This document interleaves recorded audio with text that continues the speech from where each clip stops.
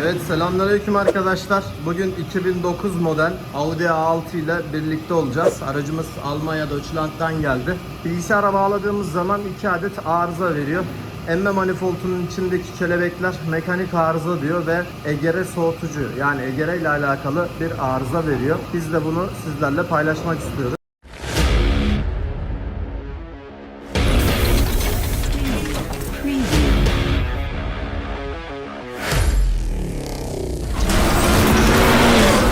Aracımızın kilometresine baktığımızda 233 bin görünüyor ama 100 bin kilometre çekilmiş. Araba 350 bin civarında olduğunu söyledi.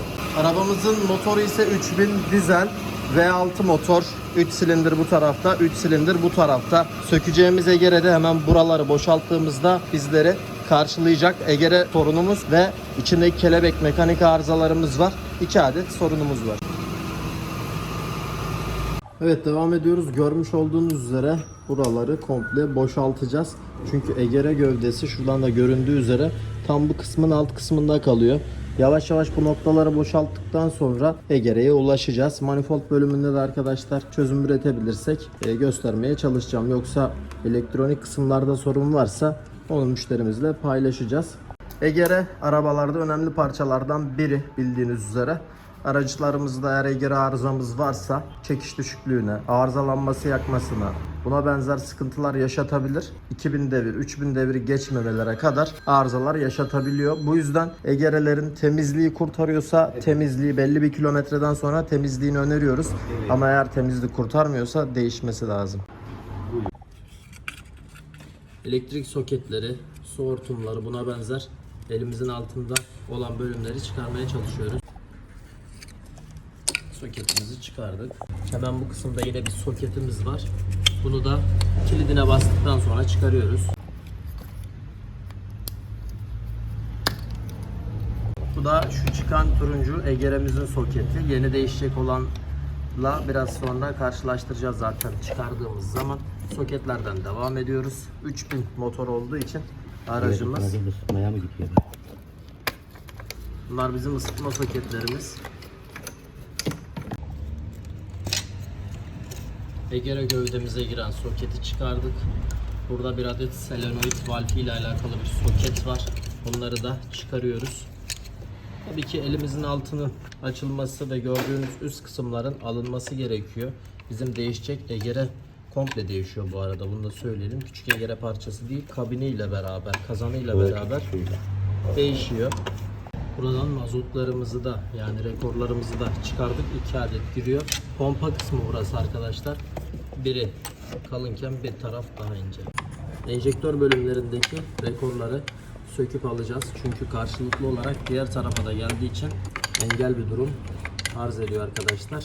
Öncelikle 17 anahtarla bunları söküyoruz. Hemen bu noktada yağ filtremiz var. Şu alt noktadaki parça da yağ soğutucu parçası. Genelde V motorlarda ortaya konumlandırılıyor bu tür parçalar.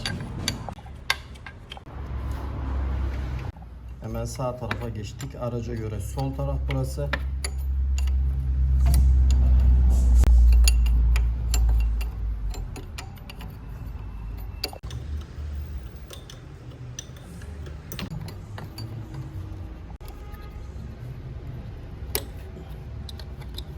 Ön tarafı söktükten sonra arkadakini de söküyoruz şu anda.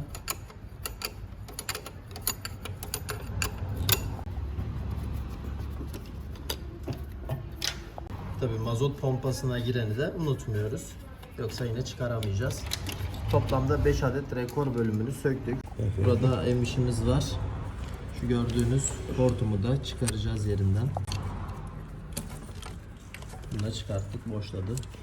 Yolların altından geçiyor. Buradan solenoidimizi çıkarıyoruz arkadaşlar. Hemen bu noktaya geçme. Onu da oraya gönderdik. Rekorları birbirine tutan bir ayağımız var. Bunu da söktük birbirinden ayrılması için. Bu şekilde rekorda komple çıkıyor. Hem düz başlı hem de 10 anahtar başlı diyebiliriz bu cıvata için. Bunu da kenara alabiliriz artık. Enjektör, yakıtla alakalı borularımız. Bu noktada demir ayaklarımız var. Emme manifoldundan tabii ki alt kısımda da bir ayağımız var. Su borusunu tutuyor. Egere'ye giren su girişini söktük, Bu görüyorsunuz, borusunu antifriz. tutmasının harici motorun üst kapağını da tutuyor bak. Tabii ki sağ tarafta olduğu gibi sol tarafımızda da aynı civatadan var. Babamın da dediği gibi motor kapağımızı da tutan bir ayak diyebiliriz buna. Ben de ayırdım. Manifolda artık geçtik. Torksluk civatalar mevcut üstünde. Ön taraflara siyah torksluk geliyor. Arka taraflarda yine gri civatalarımız mevcut. Teker teker bunları boşaltıyoruz.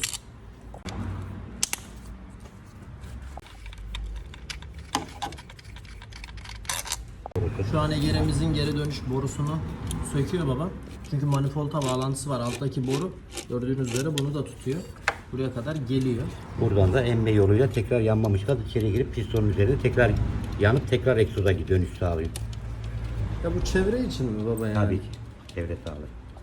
Evet, alyanlık cıvatasını söktük. Boşladı. Boruyu da birbirinden ayıracağız. Şu gördüğünüz kısım dediğim gibi Egere'ydi. Onun altındaki kabin kısmı da soğutucu kısmı. Evet, birbirinden ayrıldı. Görüyorsunuz, oynuyor manifoldumuz şu anda. Ama tabii ki temkinli olmamız lazım. Herhangi bir yeri kırmıyoruz. Dikkat ediyoruz. Herhangi bir parçaya zarar vermemeye çalışacağız bu noktada. Burada da kelebeğe giren hortumu da çıkardık. Bir adet 7'lik kelepçesi vardı. Evet, iyice oynamaya, boşlamaya başladı. Tabii ki altında soket olabilir boğaz kelebeğinin. Soketi Ona da var, dikkat edeceğiz. Mecburen soketi var. Bunu da çıkaracağız birazdan. Kelebeğe giren soketi çıkardıktan sonra komple manifold bölümünü aldık. İçinde kurumları görüyorsunuz. Genellikle emme kısımlarında bu kurumlar oluşuyor. Peki bu kurumlar neden oluşuyor usta? Bu kurumlar aracımızın çiğ yakmasından oluşur. Tozlu topraklı yerde gezdiğinden, hava filtresinden kurtulup geçen tozlar buraya geliyor ve burada yağ sızıntısı diyelim. İllaki olacak, olmadan olmaz. Yağa yapışıyor ve burada egere ve manifold kirliliğini sağlıyor. Bunun içindeki kurumun en büyük etkeni egeremizdir. Egereden yanmamış gazlar geliyor. Buradan boruyla manifolda giriş sağlıyor ve buradan tekrar emme ile piston üzerine ve buradaki kurumlardan anlayabiliyoruz. Zaten bunların genel temizliklerini biz yaptığımız videolar var. Nasıl kurumlar çıktığını da az çok biliyorsunuz. O noktada bu noktalar işte egereden kaynaklı kurumlaşmalar oluyor. Burası da kelebek bölümü arkadaşlar. İçindeki kelebeklere de yön veriyor.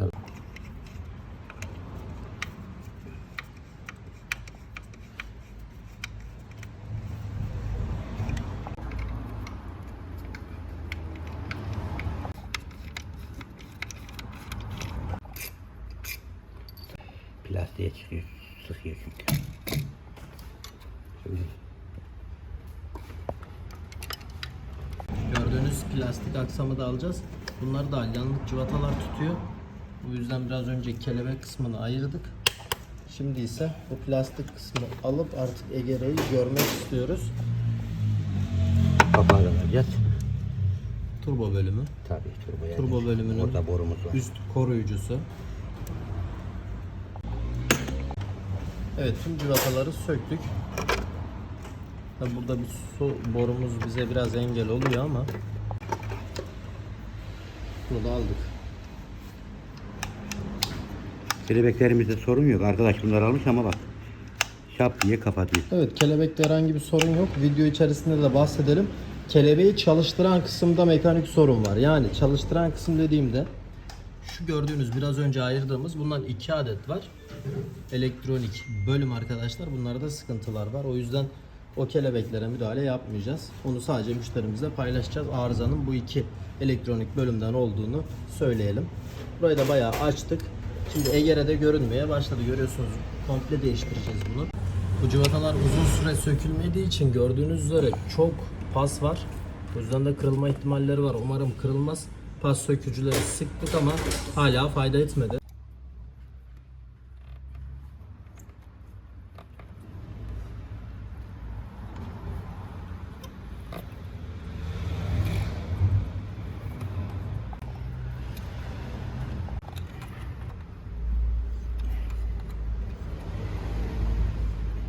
Şimdi bu koruyucuyu söktük. Bunu çıkaracağız biraz sonra. Şunu alalım kenara. Yalnız bu motor kabortayla alanı çok dar. Bu yüzden çalışma alanı da çok küçük. Koruyucuyu da aldık.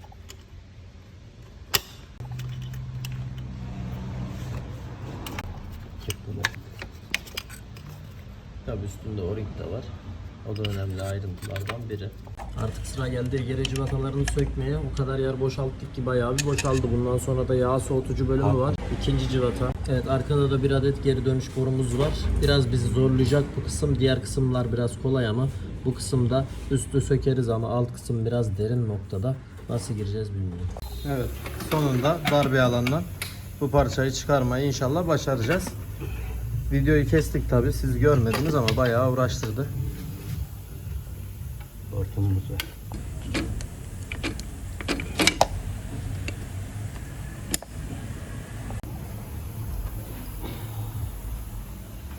Evet. Sadece bu vida için uğraştık. Turboyu da boşalttık. Turbo da oyun herhalde şu an. Turbonun içinde de biraz önce göbeğine baktığımızda boşluklar mevcuttu. Müşterimizle paylaşılacak. Gördüğünüz üzere egere söküldüğü için buralar komple antifriz yenilenmesi de gerçekleşecek. Bunun dışında herhangi bir yağ soğutucu demiştik. Bu da en alt kısımda gördüğümüz yağ soğutucu. Onlara işimiz yok. Evet. Buraların temizliği var.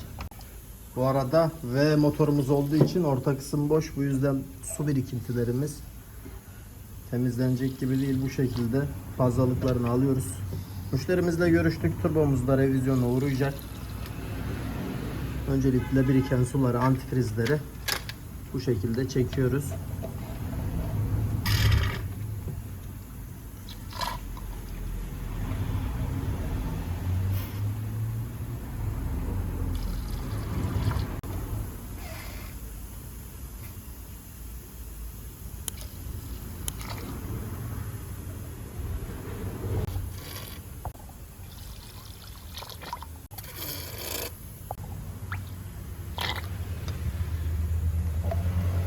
Evet, ertesi günden merhabalar. Audi A6 aracımızla devam ediyoruz.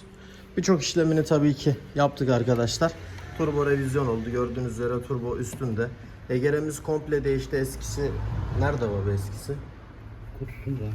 Eskisini göstereyim, çıkan parçamızı. Burada. Şu bizim eski olduğu zaten belli. Çalışmış bir parçamız. Bu da çıkan egere soğutucu ve egere gövdesi. Komple bir egere diyebiliriz. Bu değişti. Yenisi de üstünde gördüğümüz üzere. Aynı şekilde turbomuzu da dün akşam sökmüştük.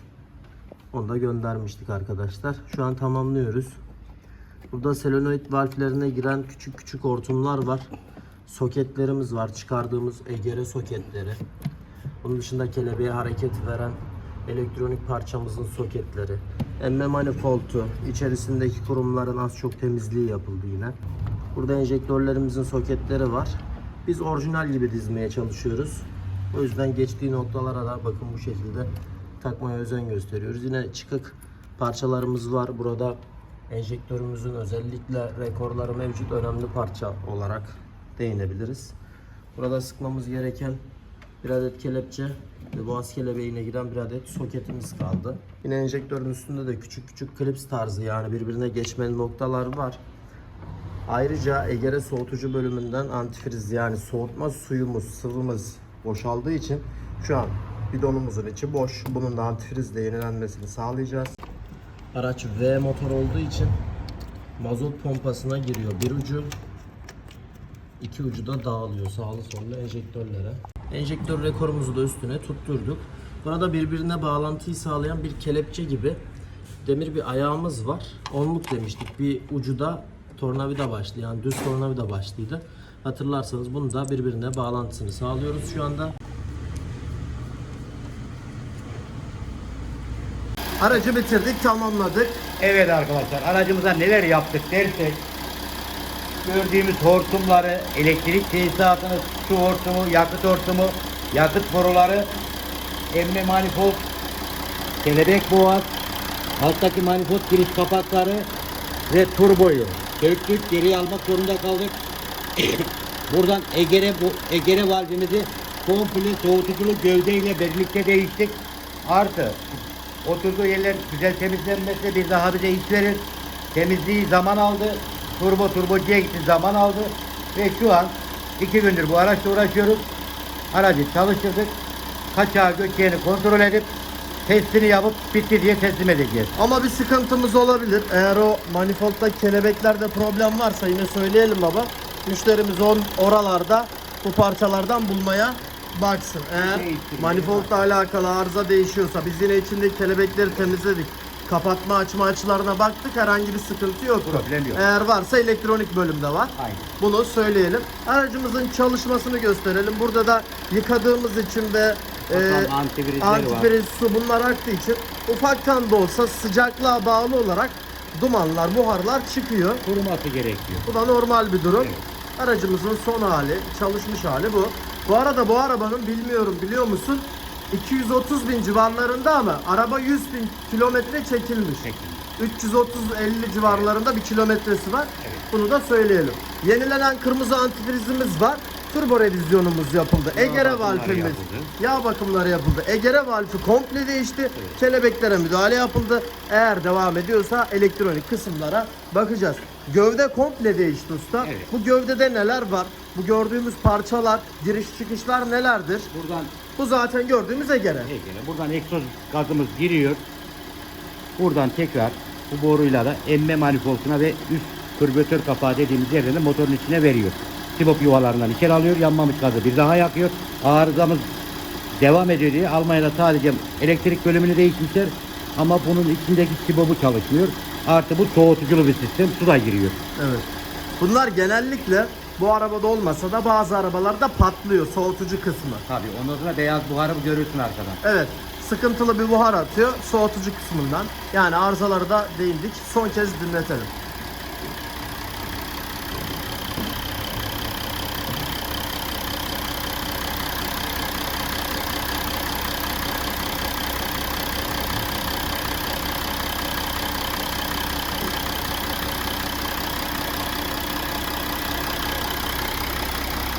Aracımızın içerisine geçtik. Arıza tespit cihazımızı bağladık tablet üzerinden. Çünkü kızdırma bujisi ışığı ve ısıtma bujisi ışığı ve ısıtma ışığı ve motor arızalanmamız yanıyordu. Biz söyledik.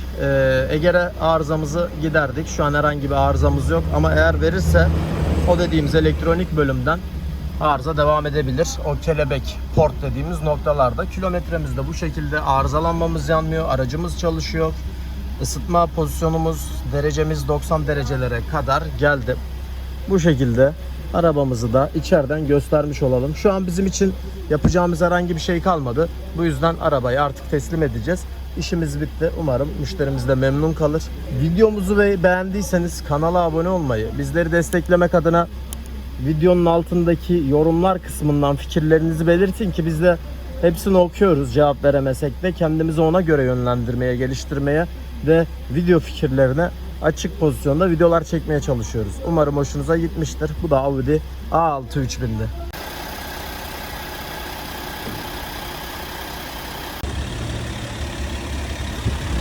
Gel. Gel abi serbest. Hadi Allah'a emanet.